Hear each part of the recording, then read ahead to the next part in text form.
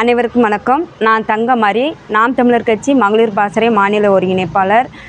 அதாவது அண்ணன் அடிக்கடி சொல்வார், நாங்கள் தற்குறிந்து சும்மா சொல்லலை, நல்லா ஆராய்ந்து தான் நாங்கள் சொல்லியிருக்கோம் அப்படின்னு சொல்லிட்டு. அதில் தான் ஒரு தற்குறி தேர்தலில் பார்த்திங்கன்னா நம்மளுடைய முப்பாட்டன் முருகனை என்ன சொல்லியிருக்காங்கன்னா, அவங்களோட மைக்கேலுங்கிற ஐடியில் போய் நீங்கள் பார்த்தீங்கன்னா மிகவும் கேவலமான வார்த்தையால் நம்மளுடைய முப்பாட்டன் முருகனை கேவலமாக சித்தரித்து பேசியிருக்கிறாங்க. அதாவது நம்ம வெற்றி பெறுவோம் தெரிஞ்சு முதல்வர் விஜய் அவர்கள் போன கோயில் எதுன்னு பார்த்திங்கன்னா திருச்செந்தூர் முருகன் கோயிலுக்கு தான் வேல் தூக்கிட்டு வந்தார். ஆனால் அவருடைய உறுப்பினர் கட்சி உறுப்பினர் இந்த மாதிரி எங்களுடைய முப்பாட்டன் முருகனை கேவலமாக பேசும்போது இது தலைவர் விஜய் அவர்களுக்கு தெரியுமா தெரியாதா? கண்டும் காணாமல் இருக்கிறதும் காரணம் என்ன? ஏன்னா ஒரே மதத்தை குறிவைத்து பேசுகிற மாதிரியே இருக்குது. அதெல்லாம் ஒரு ஆணவ பேச்சு அவங்களுக்குள்ள அதிகமாகவே இருந்துகிட்டு இருக்குது. ஆனால் நாங்கள் என்ன கோட்பாடு கொண்டு வரோன்னா, எல்லாரும் ஒன்று தான், எம்மதமும் சம்மதம் அப்படின்னு நாம் தமிழர் கட்சி பிறப்போக்கும் எல்லா உயிருக்கும்ட்டு வரோம். அதே தானே நீங்கள் எடுத்து வச்சுருக்கீங்க. அப்போ அங்கே நீங்கள் என்ன பண்ணணும்? எல்லாரும் ஒன்று தானே நீங்கள் நினைக்கணும். மதமும் அது தானே, ஏன் மனிதர்கள் மட்டுமல்ல மதமும் ஒன்று தான். அப்படி இருக்கும் பொழுது நீங்கள் குறிப்பாக முருகர் கடவுளை நீங்கள் இந்த மாதிரி அந்த தற்கூறி பேசியது மிகப்பெரிய தவறு. அவன் மன்னிப்பும் கேட்கணும், அவரை கைது செய்தே ஆகணும். இல்லைன்னா பெரும் பிரச்சனைகள் கொண்டு தான் இருக்கும். இப்போவும் பதிவு போட்டுக்கிட்டு தான் இருக்காரு. அது மட்டும் இல்லைங்க, திரிசா அவர்களையுமே பதிவு பார்த்தீங்கன்னா அவர் மைக்கேல் அவர்கள் மிகப்பெரிய கேவலமான வார்த்தைகளால் திரிசா அவர்களை பதிவு செஞ்சுருக்காங்க. ஆனால் அவரை கைது செய்யாத காரணம் என்ன? ஆனால் உதயநிதி அவர்களை மட்டும் கைது செய்த நோக்கம் என்ன? திரிசா அவர்களை மைக்கேல் அவர்கள் அவர் ஐடி உள்ளே போய் பார்த்தீங்கன்னா மிகவும் கேவலமாக பேசியிருக்காங்க. ஆனால் உதயநிதியை கைது பண்ணவங்க இவங்களை கைது பண்ணலை. காரணம் என்னென்னா, அப்போ உங்களுடைய கட்சியில் இருக்கிறவங்க என்ன குற்றம்னாலும் செய்யலாம், மற்றவர்கள் உங்களை பற்றி ஏதாவது பேசுனா நீங்கள் கைது நடவடிக்கை எடுப்பீங்க. நாட்டில் எவ்வளோ பிரச்சனை இருக்குங்க. அதெல்லாம் நீங்கள் பேசுகிறத விட்டுட்டு சாமானிய மக்களுக்கு என்ன செய்யணுங்கிறது கூட உங்களுக்கு தெரியலை. ஆனால் இந்த மாதிரி தற்குறிகளை முன்னெடுத்து கொண்டு வச்சுக்கிட்டு அண்ணன் சீமான இழிவு பேசுவதற்கே வரீங்களே. நான் என்ன கேட்குறேன்னா, நாங்கள் சீரோ கட்சின்னு சொல்கிறீங்கள, எதுக்கு எங்கள் அண்ணன் சீமான் அவர்களை பேசுகிறீங்க? ஏன்னா எங்கள் அண்ணன் சீமான் அவர்களை பேசினா தான் நீங்கள் ஒரு வாய்க்கு 5ஆவது குடிக்க முடியும். அதனால தான் எங்கள் அண்ணன் சீமான் அவர்களை நீங்கள் எங்கே போனாலும் இழுத்துட்டு வரீங்க. தயவு செஞ்சு சொல்கிறேன்ப்பா, எங்கள் அண்ணன் சீமான் அவர்களை கொஞ்சம் விடுங்கப்பா, அவர் ஓய்வு எடுக்கட்டும். அவர் தான் சீரோ கட்சின்னு சொல்கிறீங்களா, அவர் ஓய்வு எடுக்கட்டும். ஏன் இது தேவையில்லாத வார்த்தைகளை கொண்டு நாங்கள் செத்த பாம்பை அடித்து போட்டோங்க, அடித்த பாம்பை தூக்கிட்டு காணொலி எடுத்து போட வைக்கிறாங்க. இதெல்லாம் என்ன இது? நாங்கள் பயந்துருவோம் மிரண்டுருவோம் அப்படின்னு பார்த்துட்டிங்களா?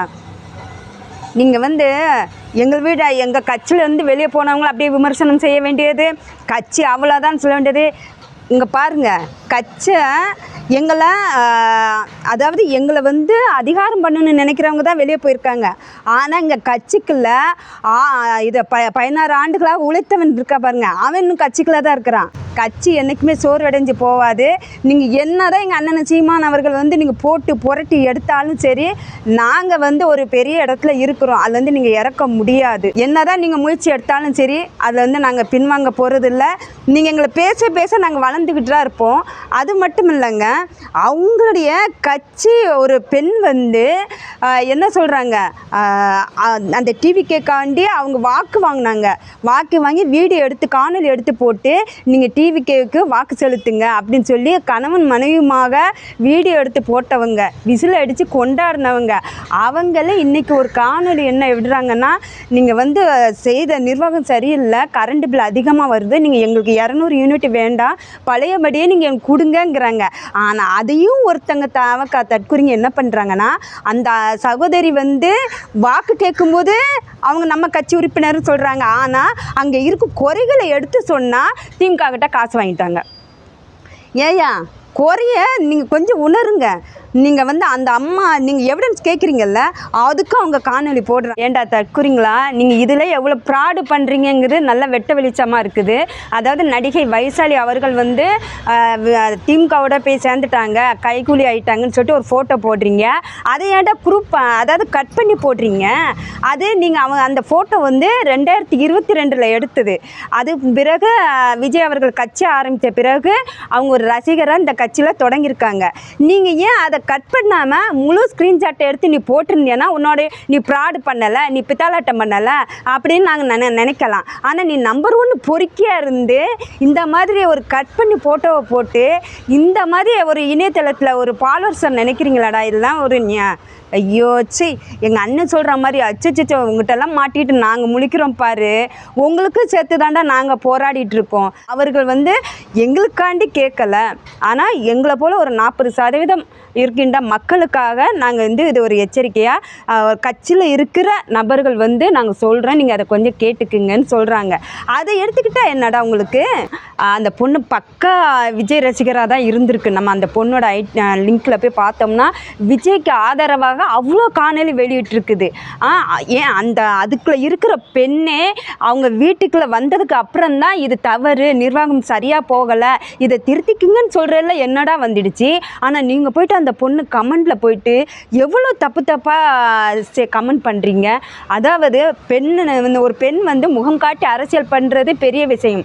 அதையும் தாண்டி ரசிகராக இருந்து நாம் எதிர்பார்த்த ரசிகர் வரணுங்கிறதுக்காக அது காணொலி எடுத்து நிறைய மக்கள்கிட்ட வாக்குலாம் சேகரிச்சிருக்கு. அப்படிப்பட்ட பெண்ணை மன உளைச்சலுக்கு ஆளாக்கியிருக்கீங்க.